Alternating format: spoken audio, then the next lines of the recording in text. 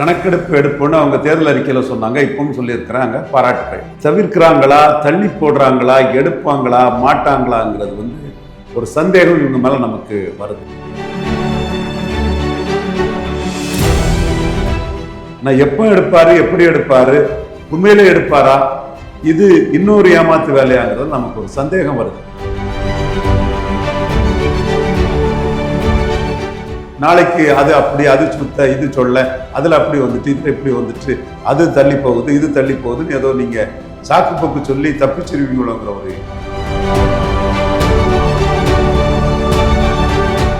ஜாதி சங்க தலைவர்களெல்லாம் கூப்பிட்டு ராமதாஸ் 2 கோடியா, யாதவர்கள் 1.25 கோடி, முக்குலத்தோர் 1.5 கோடி, நாடார்கள் 1.25 கோடி, வெள்ளாள கவுண்டர் அது இத்தனை கோடி.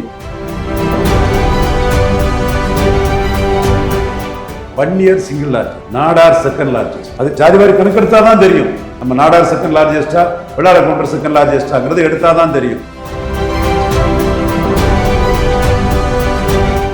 பறையர் சமூக சகோதரர்கள்ட்ட பர்த் ரேட் அதிகம். இன்னைக்கு நம்பர் 1 காஸ்டாட்டு பறையர்களே வந்திருப்பாங்கன்னு எனக்கு ஒரு எண்ணம் இருக்கு. சீக்கிரம் எடுத்து விஜய் அரசு காட்டிட்டுன்னா நம்ம அது புரிஞ்சு போகும். ஒரு கருத்து இவ்வளவு நாள் பொறுத்துட்டீங்க, இவ்வளவு இனிமேல் பொறுக்க மாட்டீங்களான்னு. இவ்வளவு நாள் தான் ஏன் பொறுத்துட்டோம், ஒரு 6 மாசத்துக்குள்ள முடிச்சு கொடுங்களேன்.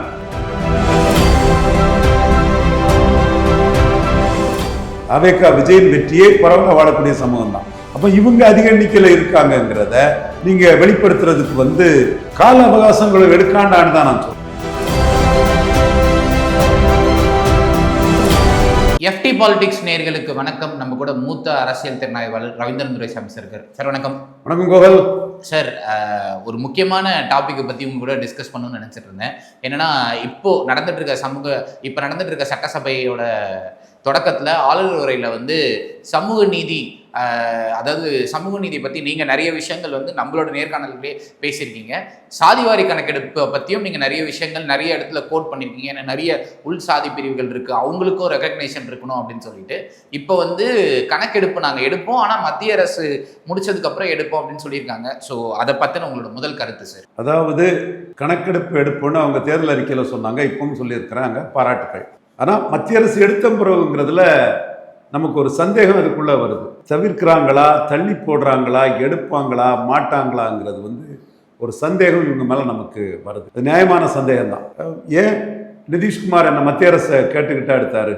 ஏன் இவர் சித்தாராமையா மத்திய அரசை கேட்டுக்கிட்டா எடுத்தாரு? இவர் தெலுங்கானா சிஎம் ரேவந்த் ரெட்டி மத்திய அரசை கேட்டா எடுக்கிறாங்க. நீங்க ஏன் மத்திய அரசு எடுத்து முடிச்ச முறைங்கிறத இக்கன்னா வைக்கிறீங்க? அதுதான் நமக்கு ஒரு சந்தேகத்தை கிளப்புது. வெங்கடேஷன் கமிஷனை மூப்பனார் போட்டார். கவர்னர் அலெக்சாண்டர் கவர்னராக இருக்கும்போது வெங்கடேஷன் கமிஷனை ஜாதிவாரி கணக்கெடுப்புக்காக கவர்னர் அலெக்சாண்டர் போட்டார். மூப்பனார் போட்டாருங்கிறது தவறு. அவர் தமிழ்நாடு காங்கிரஸ் கமிட்டி தலைவராக தான் இருந்தார். அவரோட இன்ஃப்ளூயன்ஸில், அவரோட செல்வாக்கில் அது போடப்பட்டது. என்ன தீர்வுங்கிறது வன்னியர் இடஒதுக்கீடு தொடர்பாக நரசிம்மராவ் மூப்பனாருக்கு கட்டையை போடுற மாதிரி அப்போ ஒரு மூவ் நடந்தது. வன்னியர் இடஒதுக்கீடு கொடுத்துக்கிட்டு மூப்பனாரை சிஎம்மா வன்னியர் சங்கம் சொல்லுவாங்கங்கிற ஒரு தோட்டம் இருந்தது. அப்போ அதில் வன்னியர் சங்கத்து கூட நான் ரொம்ப நெருக்கமாக இருந்தேன். கன்னியாகுமரி தொகுதி கூட மூப்பனார் காங்கிரஸ் அந்த கோட்டாவுக்குள்ளே அந்த 33க்குள்ளே ஒரு தொகுதி நமக்கு வருங்கிற ஒரு சூழலெல்லாம் இருந்தது அன்னைக்கு. ஆனால் நரசிம்மராவ் மூப்பனாருக்கு கட்டையை போடும் போது அதை ராமதாஸோட அந்த கோரிக்கையை தனி ஒதுக்கீடை கொடுக்காம ஒரு ஜாதிவாரி கணக்கெடுப்புக்காக வெங்கடேஷன் கமிஷனை போட்டாங்க. வெங்கடேஷன் கமிஷனை கலைஞர் வந்ததுமே அதை அபாலிஷ் பண்ணிட்டாங்க. கலைஞர் அதை டிரான்ஸ்பரண்டாக செய்திருக்கணும். அவர் கலைஞர் அன்னைக்கு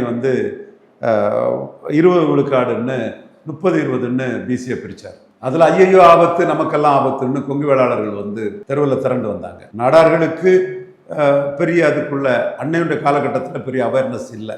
யாதவர்களுக்கு பாதிப்பு எல்லாமே அது 89 மக்களவை தேர்தலில் வட தமிழகத்திலே திமுகவுக்கு தெள்ள தெளிவாக தெரிஞ்சுது. அப்போ கலைஞர் அதில் வெங்கடேஷன் கமிஷனை அபாலிஷ் பண்ணியிருக்கக்கூடாது.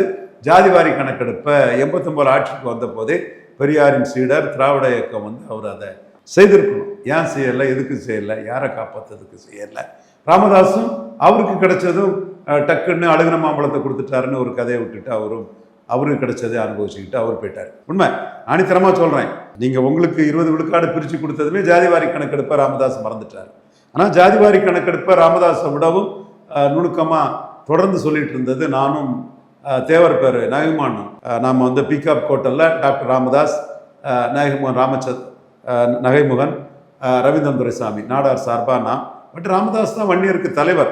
நம்ம ஒரு பிரதிநிதி தான். நம்ம அந்த ராமதாஸுக்கு அந்த வெயிட்டேஜை நம்ம குறைச்சி பேசாண்டாம். நகைமோகனும் முக்குளத்தூரில் ரொம்ப ஈடுபாடு கொண்டவர் தான். ஆனால் முக்குளத்தூர் ஆதரவாளர்கள் அவருக்கு கம்மி தான். நமக்கும் நாடார் ஆதரவாளர்கள் இன்னைக்கு நம்மளை முழுமையாக ஏற்றுக்கிறாங்க, சமுதாயத்துக்காக தான் சொல்லுவான்னு. அன்னைய லெவலில் ஆதரவாளர்கள் வந்து நமக்கும் குறைவு தான். ராமதாஸுக்கு தமிழ்நாட்டையே ரெண்டாக பிரித்து உடச்சி போடக்கூடிய அளவுக்கு மிகப்பெரிய ஆதரவு வலயத்தில் இருந்தவர். நாம் 3 பேரும் தான் அந்த இடத்துக்குள்ள. மற்ற ஜாதி சங்க தலைவர்களும் வந்தாங்க. ஜாதிவாரி கணக்கெடுப்புன்னு சொன்னோம்.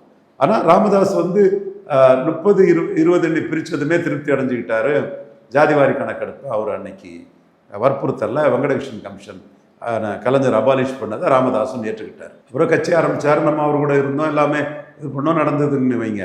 தொடர்ந்து நாம் அதை சொல்லிக்கிட்டு தான் இருந்தோம். அவரும் ராமதாஸும் சொல்லிக்கிட்டு தான் இருந்தார். ஆனால் யாருமே அதை எடுக்கலை. இப்போ அன்புமணியெல்லாம் சந்தித்து எடுக்கிறோங்கிறத சொல்லிட்டார். நம்ம எடுக்கிறோங்கிறத வந்து சொன்னது governor Alexander, Tamil Nadu Congress committee தலைவர் தான் போனார். அதுக்கு பிறகு எடுக்கணும்னு சொன்னது தமிழக முதல்வர் விஜய் அவர்கள் தான். ஸோ நம்ம அவர் எடுக்கணும்னு அவர் சொன்னதை நம்ம வரவேற்கிறோம். ஆனால் எப்போ எடுப்பார், எப்படி எடுப்பார், உண்மையிலே எடுப்பாரா, இது இன்னொரு ஏமாத்து வேலையாங்கிறது நமக்கு ஒரு சந்தேகம் வருது. அவர் வந்து சின்சியராக இதில் இருந்தாருன்னா இன்னைக்கு அவர் தெளிவாக அவரே ஒரு டைம் ஃப்ரேம் வச்சு 1 வருஷத்துக்குள்ள நான் எடுத்துடுறேங்க.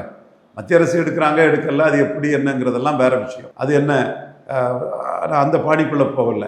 நான் நிதிஷ்குமார் பிற்படுத்தப்பட்ட குர்மி வகுப்பை சேர்ந்தவர், அவரை மாதிரி நான் பீகாரில் எடுத்த மாதிரி எடுத்துடுறேன். சித்தாராமையா பிற்படுத்தப்பட்ட குருபா யாதவ், அந்த நம்ம திருமலை நாயக்கர் கூட அந்த யாதவ் அந்த பிரிவை சேர்ந்தவர் தான் சொல்கிறாங்க. ஓகே, அந்த ஒரு பிற்படுத்தப்பட்ட பிரிவை சேர்ந்த ஒருத்தர்ங்கிற இதில் வந்து மத்திய அரசை பற்றியோ அதோட இதை பற்றி அக்கறை கொள்ளாமல் அவங்க இண்டிபெண்டாக எடுத்து முடித்தாங்க. அதே மாதிரி நிதிஷ்குமார் சித்தாராமையா வழியில் விஜய் 1 வருஷத்தில் எடுத்து முடிக்கிறதுல என்ன கஷ்டம் இருக்க முடியும்? 1.5 வருஷம் கூட எடுத்துடுங்க. இங்கே இன்னொன்று சொல்லி அதுக்கு பிறகுன்னு சொல்லும்போது நாளைக்கு அது அப்படி, அது சுத்த, இது சொல்ல, அதில் அப்படி வந்துட்டு, இதில் இப்படி வந்துட்டு, அது தள்ளி போகுது, இது தள்ளி போகுதுன்னு ஏதோ நீங்கள் சாக்கு போக்கு சொல்லி தப்பிச்சிருவீங்களோங்கிற ஒரு எண்ண ஓட்டம் எனக்கு இருக்குது. அதனால தான் நான் என்னோட எல்லா சாதி சங்க தலைவர்கள், அரசியல் தலைவர் எல்லாத்துக்கிட்டையுமே வந்து விஜயை வந்து உடனே எடுக்க சொல்லுங்கிற கருத்தை நான் வலியுறுத்தி. அப்போ அவரும் உண்மையிலே உடனே எடுத்தாருன்னா பாராட்டிடுவோம், உடனே எடுத்து முடிச்சிட்டாருன்னா பாராட்டிடுவோம். உடனே எடுத்து முடிக்காததுனால தான் பண்ணுவாரா மாட்டாரான்னு ஒரு சந்தேகத்தை கிளப்புறோம், ஒரு பீதியை கிளப்புறோம். அது நம்மளோட கடமை. One must be alert in பொலிட்டிக்ஸுங்கிற மாதிரி இவங்களோட நோக்கம் வந்து அறிவிப்பு சரியானது, செயல்பாட்டில் நோக்கம் சரியானது, அது செயல்பாட்டில் வருமாங்கிறதுல நாம் ஒரு கேள்வியை முன்வைக்கிறோம். அவங்களும் வந்து அடுத்த எலெக்ஷனை தான் பார்ப்பாங்க. அவங்களுக்கு வந்து என்ன டெட்லைன் வைப்பாங்க, 2029 எடுத்துணும்னு நினைப்பாங்க. அப்போ மத்திய அரசு எப்படி வருதுன்னு பார்த்துட்டு அதுக்குள்ளே நம்ம பார்ப்போம்னு 3 வருஷம் டைம் எடுத்துக்கிட்டாங்க. இன்னொன்று அவங்க சொன்னதுனால எடுத்துருவாங்கன்னு நம்புகிறோம். நம்ம அதை நம்ம பாசிட்டிவாக அதை நம்புகிறோம். ஏன்னா பாலிசி டிசிஷன் அவங்க ஒத்துக்கிறாங்கிற ஒரு அடிப்படையில். ஏன்னா முந்தைய நம்ம அனுபவங்களும் இப்படித்தான். வெங்கடேஸ்வரன் கமிஷனை வந்து இதெல்லாம் ஜாதிவாரிக்கு எடுத்து அவங்களுக்கு கிடைக்காது, இது டக்குன்னு நான் தாரேன் வாங்கிடுங்கன்னு ராமதாஸும் கலைஞரும் அனுப்ப போட்டுக்கிட்டாங்க. உங்களுக்கு டிரான்ஸ்பரண்டாக அன்னைக்கு கலைஞர் வந்து எடுத்திருந்தாருன்னா இந்த பிரச்சனை வந்திருக்காதுல்ல 89லே. யோசிச்சு பாருங்க. அதுக்காக இது வந்து ஒரு பாயிண்ட்டுக்காக கலைஞர் ஒன்றும் குறை சொல்லலை. பட் இந்த பாயிண்டில் கலைஞர் பண்ணது நியாயம், எடுத்துருக்கணும்.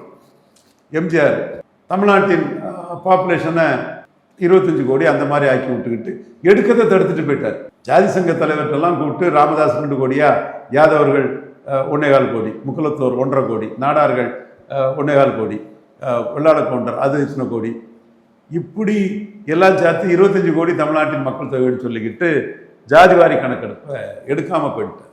இது தப்பு, இது நியாயம் இல்லை. நீங்கள் யாரையோ காப்பாற்றுறதுக்கு ஒரு நாடகத்தை போட்டு ஏமாத்திட்டீங்க.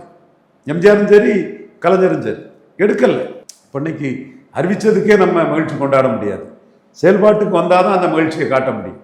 மற்றவங்க அறிவிக்கலை, இவர் அறிவிக்காருங்கிறதே நம்ம ஏற்றுக்கிட்டாலும் கூட நடைமுறை சாத்தியப்படுத்துவீங்களா, இதுதான் நம்ம கேள்வியாக இருக்குது. இப்போ நமக்குள்ள பார்வை என்னென்னா, இதுவரை உள்ள அந்த இதுகள் படி பார்த்தா Vanniyar single largest, Nadar second largest. அது ஜாதிவாரி கணக்கெடுத்தால் தான் தெரியும். நம்ம நாடார் செகண்ட் லார்ஜஸ்டா வெள்ளாள கவுண்டர் செகண்ட் லார்ஜஸ்டாங்கிறது எடுத்தால் தான் தெரியும். ஏன்னா கோவை செழியன் என்ன சொல்கிறாரு, இவர் அம்பாசங்கர் வன்னியர், அவருக்கு வெள்ளாள கவுண்டர் பிடிக்காது, அதனால நாடாரை செகண்டாக கொண்டு வந்துட்டாரு, உண்மையிலே நாங்கள் தான் செகண்டுன்னு கொங்கு வேளாளர் சமூகத்தை சேர்ந்த ஐயா கொங்கு வேளாளர் சமுதாயத்தின் வளர்ச்சிக்கும் இதுக்கும் பெருசாக இருந்தது கோவை செழியர் ஈஸ்வர அண்ணன் அதை பண்ணிட்டு இருக்கிறாரு. அன்னைக்கு கொங்கு வேளாளர்கள் தான் ரெண்டாவது, நாடார் இல்லைன்னு ஒரு இதை அம்பாசங்கருக்கு எதிராக ஒரு ஃபைட்டை கொடுத்தாரு கோவை செழியன். ஸோ அம்பாசங்கர் கமிஷனையே ஏற்று விடக்கூடாது, அவர் வன்னியர் ஆண்டி வெள்ளாள கவுண்டர்னா அவர் பேசினார். நேரில் 31 சென்சஸ் இருக்குது. 31 சென்சஸில் உள்ள ஏரியா வேறு, மைக்ரேஷன்ஸ், பர்த் ரேட்டு, பறையர் சமூக சகோதரர்கள்ட்ட பர்த் ரேட் அதிகம். இன்னைக்கு நம்பர் 1 காஸ்டாட்டு பறையர்களே வந்திருப்பாங்கன்னு எனக்கு ஒரு எண்ணம் இருக்குது. இந்த சீக்கிரம் எடுத்து விஜய் அரசு காட்டிட்டுன்னா நம்ம அது புரிஞ்சு போகும். நான் தள்ளி போடுறதுனால தான் நம்ம அதில் விமர்சனங்களை வைக்கிறோம். ஒரு வேளையில் நம்மளை மீண்டும் மற்றவங்கள மாதிரி எம்ஜிஆர் கலைஞர் மாதிரி எடப்பாடி மாதிரி ஏமாத்திடுவாங்களோங்கிற ஒரு அச்சம் வரதுனால தான் நம்ம அந்த கருத்தை சொல்கிறோம். எடுத்தால் என்ன வரும்னு சொன்னால் என்னோட பார்வை சிங்கிள் லார்ஜஸ்ட் வந்து வன்னியர், செகண்ட் லார்ஜஸ்ட் நாடார் தான் வருவாங்க. அது ராமதாஸே அதை சொல்லுவார். அவங்களுக்கும் வெள்ளாள கவுண்டருக்குள்ள பிரச்சனைக்காக சொல்கிறாங்கங்கிற ஒரு இதுவும் கேள்வியும் வெள்ளாள கவுண்டர்கள் மத்தியில் அது வைக்கப்பட்டுட்டு தான் இருந்தது. அடுத்து விஸ்வகர்மா சமுதாயம், நானே சொல்லியிருக்காரு, ஒரு விஸ்வகர்மா சமுதாயத்தை சேர்ந்த ஆனந்த வந்து நம்பர் 2 விஜய் இது பண்ணுறது போது நான் பாராட்டினேன். சமநீதி பார்வையில் பாராட்டினேன். 4 ஆசாரி சமூக மக்கள் ஓட்டு போட்டால் போடட்டு, நியாயத்தை சமநீதி பார்வையில் பாசிட்டிவ் சோஷியல்ஸ் நம்ம அதை பாராட்டணும். கடுமையான விமர்சனங்களை முன் வச்ச நம்மளே இதை நம்ம பாராட்டணும்.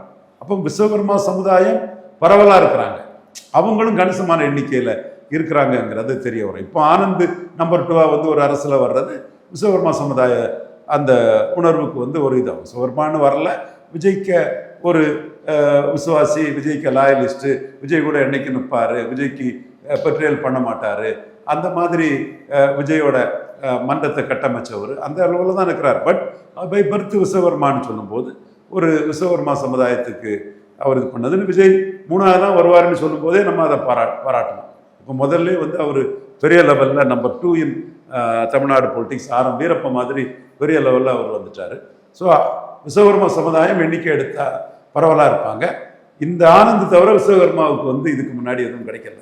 அப்போ அவங்க எண்ணிக்கையில் அதிகம் இருக்காங்கிறது எஸ்டாப்ளிஷ் ஆகிட்டேன்னா அதுக்கப்புறம் விஸ்வகர்மா சமுதாயத்துக்கு பரவலாக உள்ளாட்சி, எம்எல்ஏ, எம்பி எல்லாமே கூடுதல் அதிகாரம் கிடைக்கும். துரை செபாஸ்டியான்னு கரூரில் ஒரு கிறிஸ்தவ விஸ்வகர்மா, இந்திரா காந்தி லாயலிஸ்ட்டு, அவங்க தோத்த காலத்தில் இந்திரா காந்தி இந்த சி சுப்பிரமணியம்லாம் ஓடின போது, சி சுப்பிரமணியம், பக்தவச்சலம், ஆர்வி சாமிநாதன், கேடி கோசல்ராம்லாம் ஓடணும் போது துரை செபாஸ்டியான் நின்னாருன்னு கரூரில் துரை செபாஸ்டியான்னு ஒரு விஸ்வகர்மாவை நிறுத்தி இந்திரா காந்தி அம்மையார் வந்து எம்பி ஆக்குனாங்க.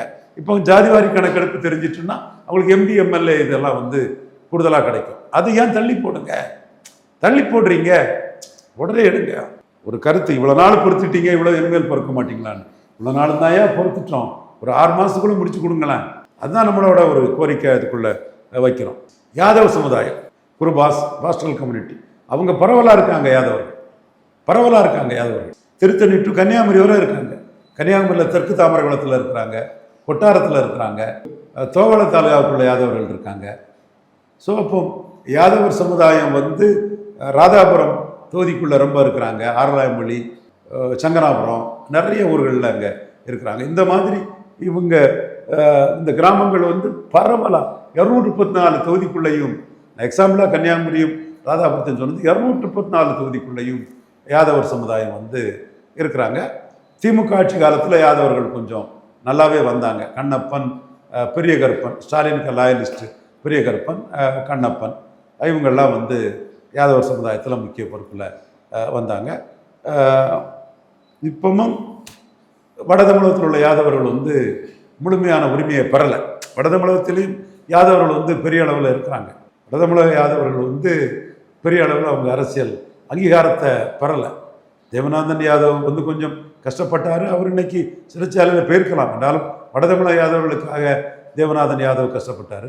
நண்பர் நாசே ராமச்சந்திரன் யாதவ், அவர் யூபியில் கல்வி நிறுவனங்கள் வைக்கிறாரு, இங்கேயும் வந்து கடல்சார் கல்வி நிறுவனம் வைக்கிறாரு. அவருக்கு மகன் நாசே ராஜேஷ் இளைஞர் காங்கிரஸில் ஒரு பெரிய பொறுப்பில் இருந்தவர். அரக்கோணம் மக்களவை தொகுதியில் காங்கிரஸ் கட்சியில் வட தமிழகத்தில் 5 விழுக்காடுக்கு மேலே எடுத்தவர்னா யாதவ சமுதாயத்தோட ஒரு பின்புலத்தில் தான் நாசே ராஜேஷ் வந்து எடுத்தார். நான் பலமுறை சொல்லியிருக்கேன் இதை. வட தமிழகத்தில் உள்ள யாதவர்களுக்கு வந்து இன்னைக்கு அங்கீகாரம் இல்லை, கிடைக்கல. நீங்கள் காங்கிரஸ் தேராத போது நாசே ராமச்சந்திரன் கொடுத்தாங்க. அது தேருங்கிற ஒரு காலகட்டத்தில் நாசே ராமச்சந்திரன் சன் நாசே ராஜேஷ் இளைஞர் காங்கிரஸ் சகோதரர் கொடுக்கல. ஸோ யாதவ் சமுதாயம் பரவலாக இருக்கிறாங்க. இதெல்லாம் ஜாதிவாரி கணக்கெடுப்பு நடந்தால் தெரிஞ்சு போகும். செங்குந்தர்கள் அவங்க பரவலாக இருக்கிறாங்க. நான் இது எந்த புள்ளிக்குள்ள இது வரோம்னா பரவலாக வாழக்கூடிய சமூகங்கள் விஸ்வகர்மா, யாதவர்கள், செங்குந்தர்கள் இவங்களோட உரிமை வந்து முழுமையாக கிடைக்கல. வடதமிழ யாதவர்கள் உரிமை முழுமையாக கிடைக்கல. அது ஏன் காலந்தாழ்த்திக்கிட்டு போனோம்? டக்குனு நீங்கள் சித்தாராமையா நிதிஷ்குமார் மாதிரி எடுத்து முடிச்சுட்டா உங்களுக்கு உரிமை கிடைச்சிருமே. அதுதான் நம்மளோட கரிசனமாட்டும் பார்வையாட்டும் இருக்குது. உடனே எடுத்த முடிச்சுட்டா நல்லா இருக்குமே, ஏன் தள்ளி போடணும்? அது நம்ம எண்ணமாக இருக்குது. வரவேற்கிறோம். அது நம்ம மற்றவங்களோட இவங்க கொள்கை அடிப்படையில் ஏற்றுக்கொண்டதை நம்ம மனமாச்சரியம் என்று வரவேற்கத்தான் செய்யணும். அந்த வரவேற்பை நம்ம கொடுக்குறோம். அடுத்தால வண்ணார் நாவிதர் குயவர், போயர் ஒட்டர், வேட்டுவ கவுண்டர், ஊராளி கவுண்டர் இந்த சமூகங்களில் வண்ணார் நாவிதர் குயவர் 3 சமூகங்களும் அவங்க தொழில் ரீதியாக அவங்க பரவலாக 234 தொகுதியிலே வண்ணார் சமூகம் இருக்கு. வண்ணார் சமூகம் 234 தொகுதியிலே இருக்கு. மருத்துவர் நாவிதர் சமூகம் 234 தொகுதியிலே இருக்காங்க. குயவர் சமூகம் வேளிர் சமூக சகோதரர்கள் 234 தொகுதியிலே இருக்காங்க. அப்போ முத்திரையர்களை விட்டுட்டானே, முத்திரையர்கள் எண்ணிக்கையில் ரொம்ப பெரிய அளவில் இருப்பாங்க. அவங்க பல பேர்களில் வேட்டை சமூகம், முத்திரையர்கள், பெரும்புடு முத்திரையர் வாரிசுகள் பெரிய அளவில் இருக்காங்க. வட தமிழகத்தில் இருக்காங்க, மேற்கு தமிழகத்தில் இருக்கிறாங்க. ஸோ திருச்சி, இங்கே சாத்தூர், விருதுநகர், திருமங்கலம், ராமநாதபுரம், அது இந்த சிவகங்கை டிஸ்ட்ரிக்டில் அவங்க பெரிய அளவில் இருக்காங்க. அவங்க தான் பசும்பன் தெருக்களில் ஜாதி பேர் வேண்டான்னு சொன்ன மக்கள் தலைவர் எம்ஜிஆர் மாவட்டத்திலையும் ஜாதி பேர் வைக்கக்கூடாதுன்னு பசும்பன் முத்துராமலிங்க மாவட்டம் தான்னு வைக்கணும்னு சிவகங்கை மாவட்டத்துக்கு பசும்பன் முத்துராமலிங்க மாவட்டம்னு அதை பேரோட வைக்கிறதுல அவங்களோட அதிருப்தியை சொல்லி எம்ஜிஆரை வந்து தெருக்களில் ஜாதி பேர் கூடாதுன்னா மாவட்டத்திலும் கூடாதுன்னு கொள்கைமான் மக்கள் தலைவர் எம்ஜிஆர் அந்த முடிவெடுக்கிறதுக்கு காரணம் முத்திரையர் சமூகம் தான். அவன் சிங்கம் படத்தை போட்டு ஒரு எதிர்ப்பை தெரிவிச்சாங்க. அவங்க பரவலாக இருக்கிறாங்க, ஒழிய அரசியல் அதிகாரம் பெறல. இப்போ நான் கூப்பா கிருஷ்ணன் ஒரு வாரிய தலைவராகிட்ட இருக்கிறாரா? ஓகே, அது ஒரு நல்ல விஷயம் தான். கூப்பா கிருஷ்ணனை வாரிய தலைவராக போட்டது நல்லதான். தொட்டியம் சிவபதி கூட போய் சேர்ந்துட்டாருன்னு நினைக்கிறேன் அவரும். ஸோ இப்போ இந்த மாதிரி பல சமூகங்கள் வந்து இந்த ஜாதிவாரி கணக்கெடுப்பு நடந்தால் பரவலாக வாழக்கூடிய வண்ணார் நாவிதர் குயவர் போன்ற சமூகங்கள், முத்தரையர் யாதவர் செங்குந்தர் விஸ்வகர்மா போன்ற சமூகங்கள், அதாவது ஒரு பகுதி பெரும்பான்மையாக இல்லாமல் பரவலாக வாழக்கூடிய சமூகங்கள் பலனடையும். விஜயின் வெற்றியே இந்த பரவலாக வாழக்கூடிய சமூகங்களால் தான்.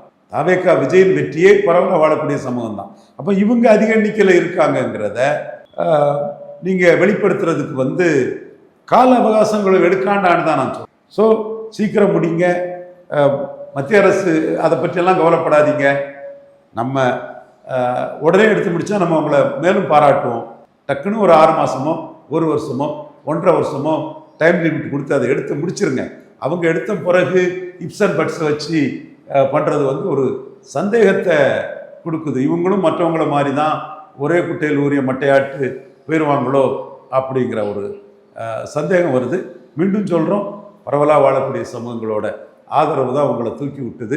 அந்த சமூகங்களுக்கு நன்றி உணர்வோடு உடனே எடுத்து முடிங்க, காலம் தாழ்த்தாமல் எடுத்து முடிங்கிற அந்த கோரிக்கையை கொள்கை அடிப்படையில் எடுத்ததை பாராட்டிக்கிட்டு விரைந்து முடிங்கிற கோரிக்கையும் தமிழக அரசுக்கு வைக்க கடமைப்பட்டிருக்கேன். சார் ரொம்ப நன்றி சார். நிறைய விஷயங்களை பேசியிருக்கீங்க, நிறைய எக்ஸாம்பிள்ஸை மக்களுக்கு கொடுத்துருக்கீங்க. மக்கள் என்ன சொல்கிறாங்க? நன்றி சார். நன்றி கோகுல்.